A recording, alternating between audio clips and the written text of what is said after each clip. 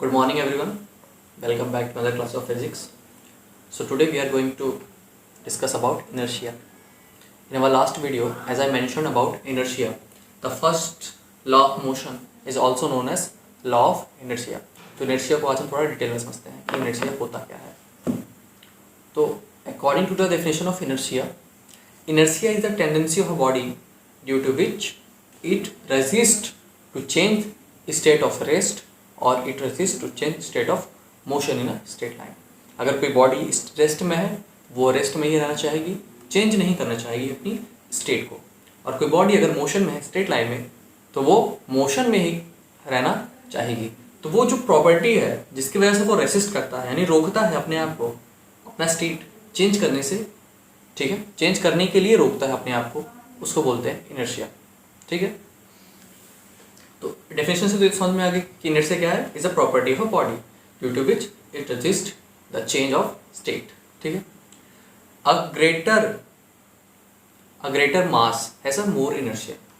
यानी अगर किसी ऑब्जेक्ट के पास किसी ऑब्जेक्ट का मास क्या है, बहुत ज़्यादा है, और किसी ऑब्जेक्ट का मास एक तरफ बहुत कम है. दो अलग अलग ऑब्जेक्ट हैं, एक ऑब्जेक्ट का मास ज़्यादा, एक ऑब्जेक्ट का मास कम, डिफरेंट मास. तो जिस ऑब्जेक्ट के पास मास ज़्यादा है इनर्शिया ज़्यादा होगा, जिस ऑब्जेक्ट के पास मास कम इनर्शिया कम होगा. कैसे समझेंगे इसको? जैसे एक तरफ कोई बहुत बड़ा पत्थर है और एक तरफ कोई छोटा सा पत्थर है, छोटा सा स्टोन. तो जो बहुत बड़ा स्टोन है उसको हम अगर फोर्स लगाएंगे उस पर, है ना, उसका पोजीशन चेंज करने की कोशिश करेंगे, यानी वो रेस्ट पे है तो उसको मूव करने की कोशिश करेंगे, तो मूव करना हमारे लिए पॉसिबल नहीं होगा. हम उसको अकेले मूव भी ना कर पाएँ. और दूसरी तरफ ऑन अदर हैंड जो छोटा सा स्टोन है उसको हम आसानी से अपने हाथ से मूव कर सकते हैं, उसकी पोजीशन हम चेंज कर रहे हैं, यानी इनर्शिया उसके पास कम है और इसके पास इनर्शिया बहुत ज़्यादा. यानी greater the mass the greater will be its inertia. ठीक है, so inertia is dependent on the mass of the object. Now we are going to understand inertia through the examples of our daily life. जैसे first examples हम लेते हैं.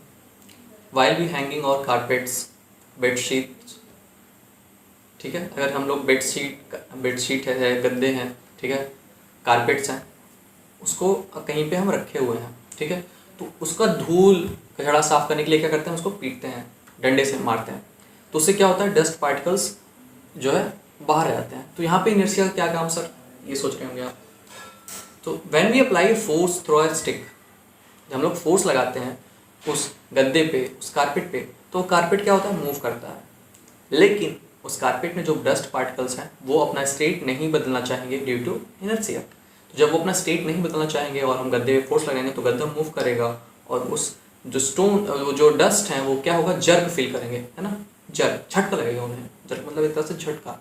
तो वो क्या होगा, अपनी जगह से डिस्प्लेस हो जाएंगे due to force as we applied. ठीक है, तो ये इनर्शिया पे बेस्ड है. दूसरा एग्जाम्पल लेते हैं. जैसे कोई पेड़ है ना, पेड़ पे हमें फल तोड़ना है, पत्ती, ठीक है, तो अगर हम पेड़ को बहुत ज़ोर से हिलाएं, बहुत बड़ा पेड़ नहीं मान लीजिए, या पेड़ की कोई शाखा है, कोई ब्रांच है पेड़ का, उसको पकड़ के हम बहुत ज़ोर से हिला रहे हैं, तो क्या होगा, हो सकता है उस पेड़ की पत्तियाँ टूट के गिर जाएँ, या फिर उस पर कोई फल लगाए तो वो टूट के गिर जाएगा. ऐसा क्यों होगा, इस पर भी इनर्शिया का लॉ अप्लाई होता है. अब वो रेस्ट पोजिशन में है लेकिन हम फोर्स लगाते हैं उसके ब्रांच पे, उस फल पे फोर्स नहीं लगाते, उसके ब्रांच पे फोर्स लगाते हैं. तो जब फोर्स लगाएंगे तो ब्रांच क्या होगा, वो शाखा क्या होगी, बहुत ज़ोर से हिलने लगेगा. लेकिन वो फ्रूट और वो लीव्स रहना चाहेंगे, अपने ही स्टेट में रहना चाहेंगे, स्टेट ऑफ रेस्ट में रहना चाहेंगे, जिससे उसको जर्क लगता है. स्टेट ऑफ रेस्ट में रहना चाहेगा तो उसे क्या फील होगा, जर्क फील होगा, due to which it fall down, और वो टूट जाता है, ब्रेक एंड फॉल डाउन. ठीक है, और एग्जाम्पल से लेते हैं. ये जितने भी एग्जाम्पल मैं बता रहा हूँ एग्जाम के व्यू से बहुत इंपॉर्टेंट है. ठीक है, और एक एग्जाम्पल लेते हैं. While we are standing on a bus, जब हम बस में होते हैं, ठीक है, यहाँ पे दो कंडीशन. अगर बस स्टार्टिंग से ही मोशन में है, ठीक है, एक मूविंग बस में तुम बैठे हो, ठीक है, तो जैसे ही ब्रेक अप्लाई होता है we feel a jerk. Brake apply हुआ फील, तो हम क्या फील होता है, जर्क फील होता है, और हम आगे की तरफ ऐसे आगे की तरफ मूव हो जाते हैं, गिरने लगते हैं आगे की तरफ जैसे ही ब्रेक अप्लाई होता है. ठीक है, तो ऐसा क्यों होता है, because our body is in motion. Bus के साथ साथ उस गाड़ी के साथ साथ हमारी बॉडी भी मोशन में होती है। तो due to law of inertia we want our body want to be in motion, ठीक है, ड्यू टू इनर्शिया। तो जैसे ही ब्रेक अप्लाई होता है लोअर पार्ट हमारा रेस्ट पे तो आ जाता है, बट अपर पार्ट रेस्ट पे नहीं आना चाहता, क्योंकि लोअर पार्ट तो गाड़ी के साथ जो है वो उसका बैलेंस बना हुआ है, लेकिन अपर पार्ट का बैलेंस नहीं बना होता, ठीक है, वो मोशन में ही रहना चाहता है।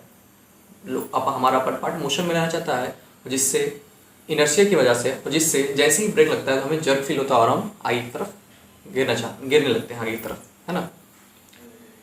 दूसरा सिचुएशन यहाँ पे, अगर हमारा बस रेस्ट पे है और अचानक से एक्सीलरेट होता है, अचानक से मूव करता है, तो हम पीछे की तरफ चक्कर खाते हैं, पीछे की तरफ चल होते हैं। ये भी due to law of inertia की वजह से होता है, ठीक है। क्यों? यहाँ पे हमारी जो अपर पार्ट है वो रेस्ट पे था और रेस्ट पे ही रहना चाहेगा।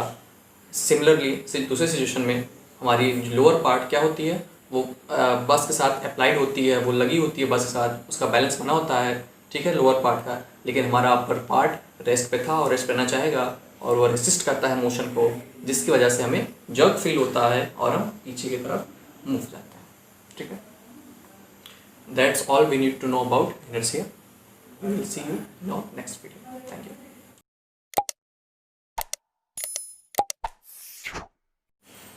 There is a important message for you all. आप लोगों ने अगर रजिस्ट्रेशन अपना नहीं करवाया तो जल्दी से रजिस्ट्रेशन करवा लें।